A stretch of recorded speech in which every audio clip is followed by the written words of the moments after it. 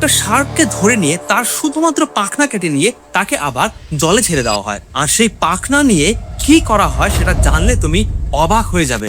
ভাবছো এত বড় প্রাণী তার শুধু একটা পাখনা কেটে নিলে কি বা আর হবে, তাই ভাবছো তো? কিন্তু এই পাখনা না থাকার ফলে শার্ক ঠিক মতো আর জলে সার্ভাইভ করতে পারে না, এমনকি শিকার পর্যন্ত ধরতে পারে না। আর এই শার্কের পাখনাগুলো যায় কোথায় জানো? কোনো রিচ ওয়েলথি পরিবারের কারো বিয়ের অনুষ্ঠানে। ইউএস এর মতন জায়গায় এই রিচুয়ালটা প্রচলিত যে তুমি নিজেকে রিচ প্রমাণ করতে চাইলে এই শার্কের পাখনা দিয়ে স্যুপ বানিয়ে পরিবেশন করতে হয় নিজের ওয়াইফকে। কিন্তু এই পাখনাতে শুধুমাত্র টিস্যু থাকে, এর কোনো টেস্টই নেই। স্যুপের যা টেস্ট সেটা আসে বাকি ইনগ্রেডিয়েন্টস থেকে। প্রতি বছর এই রিচুয়ালের জন্য প্রায় লক্ষ লক্ষ শার্ক সমুদ্রে সার্ভাইভ না করতে পেরে প্রচুর কষ্টে মারা যায়। আমি এই আর্টিকেলের লিংক কমেন্ট সেকশনে পিন করে রাখলাম, চাইলে এর সত্যতা যাচাই করে নিতে পারো। এবং ভিডিওটি ভালো লাগলে লাইক করো এবং চ্যানেলটিকে সাবস্ক্রাইব করো।